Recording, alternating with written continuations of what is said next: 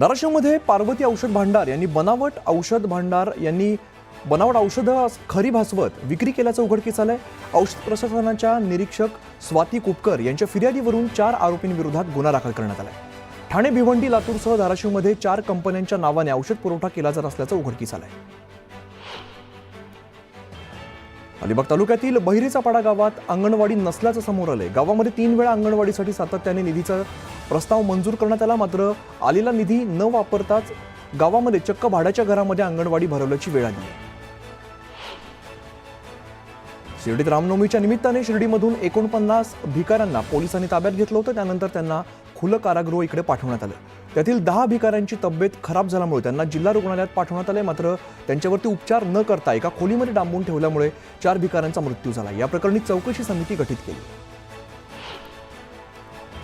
सोलापूरच्या अक्कलकोट तालुक्यातील वादळी वाऱ्यासह गारांचा पाऊस पडलेला आहे। पावसामुळे शेतात पाणी साचलंय, तर अनेक भागातील झाडं उन्मळून पडली आहेत। शेती पिकाचं मोठं नुकसान झाल्यामुळे शेतकरी चिंतेत सापडलाय। नांदेडमध्ये झालेल्या अवकाळी पावसाने शेती पिकांचं मोठं नुकसान झालं। अचानक आलेल्या पावसामुळे हळद देखील भिजून गेलेली आहे। वाऱ्यामुळे केळीच्या पानाची चाळण झाली आहे, त्यामुळे नुकसानाचे पंचनामे करून भरपाई देण्याची मागणी तर शेतकरी करतायत। सिंधुदुर्ग जिल्हा परिषद माध्यमिक विभागात शिक्षकांच्या वतीने भिंतीवरती चित्र रेखाटली। या चित्रांच्या माध्यमातून वाचनाची आवड, स्वच्छता, शिक्षणाची गरज या विविध समाज प्रबोधन करणारी चित्र रेखाटण्यात आली आहेत। छत्रपती संभाजीनगरमध्ये वैद्यकीय महाविद्यालयाच्या वसतिगृहाचं छत कोसळलंय। सुदैवाने यात कोणतीही जीवितहानी झालेली नाही। अमरावती शहरातील पंचवटी आणि राजकमल चौकात 2 रील स्टार्सचा धुमाकूळ पाहायला मिळाला।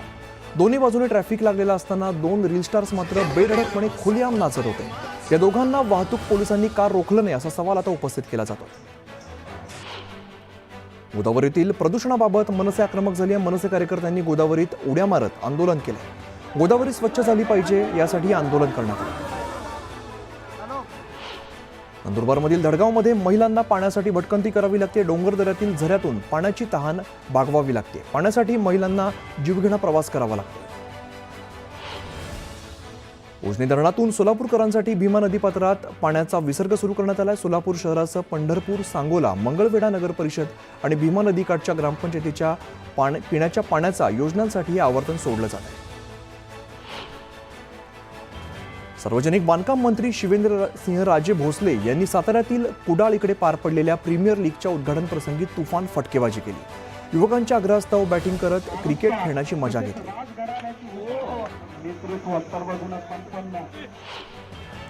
पुण्यामध्ये झोमॅटो बॉयच्या कामगिरीचं कौतुक केलं जातंय। डिलिव्हरी द्यायला निघालेल्या झोमॅटो बॉयने पुण्याच्या रस्त्यावरती उतरत वाहतूक कोंडी सोडवल्याचा व्हिडिओ सोशल मीडियावरती व्हायरल झालाय। केंद्र सरकारने हरभऱ्यावरती 10% आयात शुल्क वाढवण्याचा निर्णय घेतल्यानंतर आता वाशिम जिल्ह्यातील बाजार समित्यांमध्ये हरभऱ्याच्या दरामध्ये वाढ होते। हरभऱ्याला प्रति क्विंटल 5,600 ते 5,975 रुपयांचा दर मिळतोय। सोलापुरात संविधान भवन उभारण्याची मागणी करण्यात आलेली आहे। विवेक विचार मंचातर्फे निवेदन देण्यात आलेलं आहे। यासाठी आवश्यक निधी त्वरित उपलब्ध करून द्यावा अशी मागणी करण्यात येते। तुर्भेमध्ये सारमाई मातेचा पालखी सोहळा मोठ्या जल्लोषामध्ये पार पडला। शहराचं आधुनिकीकरण झाल्यानंतर गावपण जपण्यासाठी ठाणे बेलापूर पट्ट्यातील आगरी कोळी बांधवांनी मोठा उत्साह साजरा केलाय। दापोलीतील मच्छी मार्केटचा वाद चिघळलेल्या हक्काची जागा सोडणार नाही अशी भूमिका मांडत स्थानिक मच्छीमार महिलांनी नव्या इमारतीत जाण्यास विरोध केलाय। वर्ध्याच्या बोर व्याघ्र प्रकल्पात वन्य प्राण्यांसह वाघ आणि बिबट्याचंही दर्शन होत असल्यामुळे पर्यटकांनी बोर व्याघ्र प्रकल्प आकर्षण ठरत आहे। त्यामुळे पर्यटकांची संख्या वाढताना दिसते।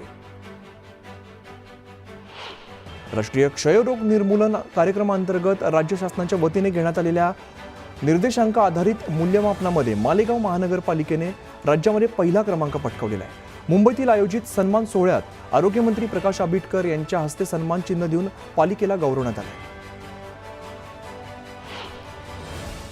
राज्य मार्ग परिवहन महामंडळाच्या तिकीट तपासणी पथकाने वर्षभरात ठिकठिकाणी कारवाई करत एसटी बसने विना तिकीट प्रवास करणाऱ्यांवरती कारवाई केली। 6,297 फुकट्या प्रवाशांकडून 18 लाखांचा दंड वसूल केला। हिंगोलीचे जिल्हाधिकारी IAS अधिकारी अभिनव गोयल यांची कल्याण डोंबिवली महानगरपालिकेच्या आयुक्तपदी बदली झाली। अवघ्या 8 महिन्यांत त्यांची जिल्ह्यातून बदली करण्यात आली। धाराशिव जिल्ह्यातील नळदुर्ग पोलीस ठाणे हद्दीत गंधोरा पाटी इकडे पवन चक्कीवरती झालेल्या चोरीला पोलिसांनी छडा लावलाय। गुन्हे शाखेने कारवाई करत 3 आरोपींना अटक केली आहे। त्यांच्याकडून तब्बल 12 लाखांचा मुद्देमाल हस्तगत केलाय। जळगावच्या चोपडामध्ये विश्वशांती दिनानिमित्ताने सामूहिक नवाकार मंत्राचा जप करण्यात आलेला आहे। सकल जैन समाजाच्या वतीने आयोजन करण्यात आलं होतं। पिंपरी चिंचवडमध्ये राष्ट्रवादीच्या पदाधिकाऱ्यांनी नाराजी व्यक्त केली आहे। एकनिष्ठ राहून योग्य दखल न घेतल्यास खदखद अधिकाऱ्यांनी व्यक्त केली। शेतकऱ्यांबद्दल बेजबाबदार विधान करणाऱ्या कृषी मंत्री माणिकराव कोकाटे यांना मंत्रिपदावरून काढा अशी मागणी शेतकरी नेते राजू शेट्टींनी केली आहे। अजित पवारांनी कोकाटेंचा राजीनामा घ्यावा असं राजू शेट्टी म्हणाले।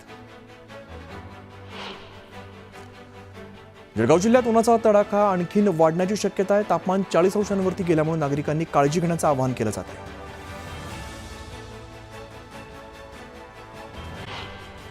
पुण्यातील भोर तालुक्यातील बनेश्वर फाटा ते वनविभाग कमान या देवस्थानकडे जाणाऱ्या रस्त्याची प्रचंड दुरावस्था झाली आहे। या रस्त्याचं काँक्रिटीकरण करावं यासाठी सुप्रिया सुळेंनी आंदोलन केलं।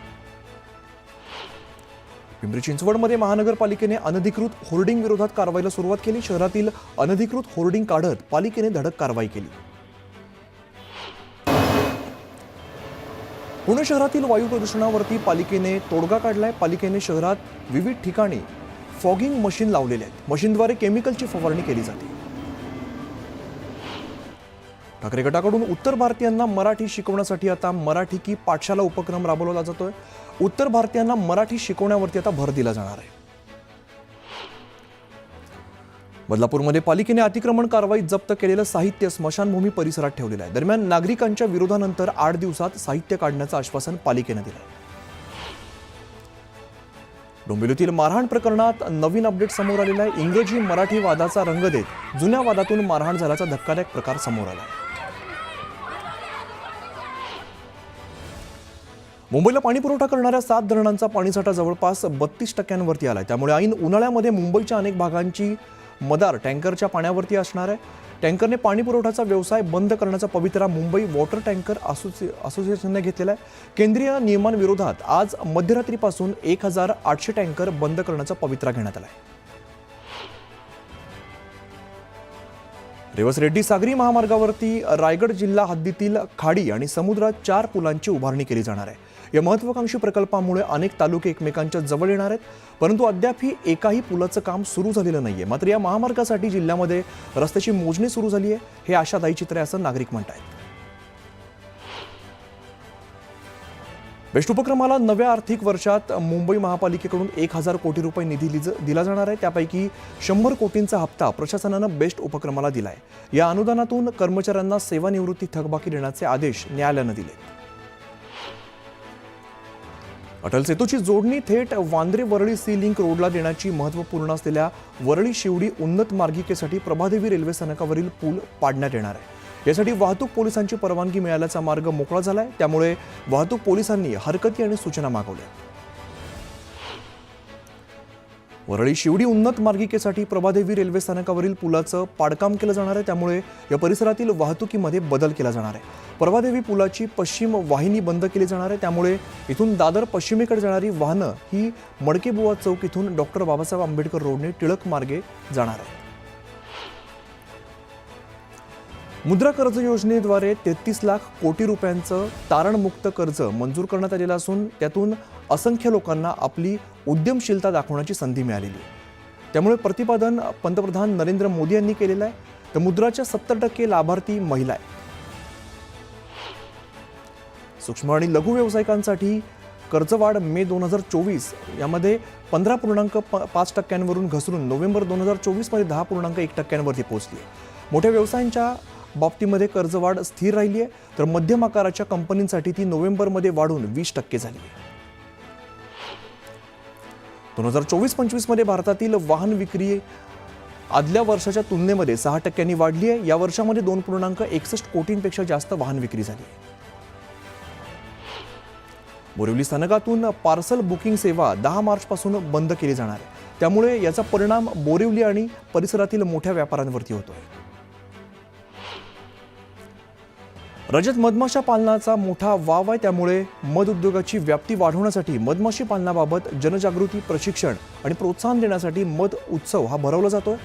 शिवाय मधमाशांच्या पालनातून रोजगार निर्माण करण्यासह मेणापुरतं मर्यादित न राहता मधाच्या खरेदी विक्रीसह या उद्योगाला समृद्ध करण्यास उपयोग होतो. मुंबई शहर आणि उपनगरांमध्ये विहिरी आणि बोरवेलच्या माध्यमातून मोठ्या प्रमाणात पाण्याचा उपसा केला जातो.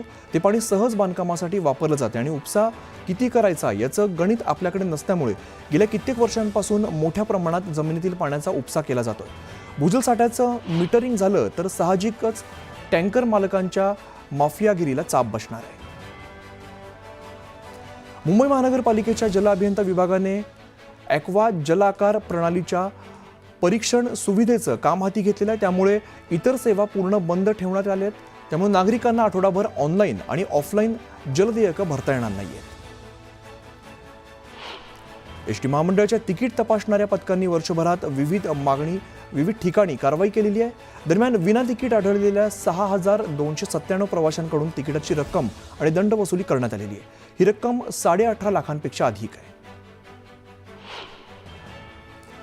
बालमजुरी विरोधामध्ये मुंबई पोलिसांच्या विशेष बाल सहाय्य पोलीस कक्षाने 2024 पासून आतापर्यंत 40 गुन्हे दाखल केलेले आहेत. या प्रकरणांमध्ये 87 अल्पवयीन मुलांची सुटका करण्यात आली आहे.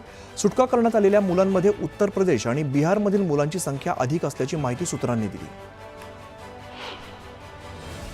सागरमाला योजनेतून पहिल्या टप्प्यामध्ये भाईंदर ते डोंबिवली जलप्रवासी सुरुवात करण्याचं नियोजन आहे. मात्र या जलमार्गासाठी प्रस्तावित असलेल्या भाईंदर पूर्व जेसल पार्क या चौपाटीवरील सध्याच्या जेट्टीचं ठिकाण स्थलांतरित करण्याची मागणी केली जाते. या स्थलांतरामुळे जेट्टीचं काम 3 ते 4 वर्ष रखडण्याची शक्यता आहे.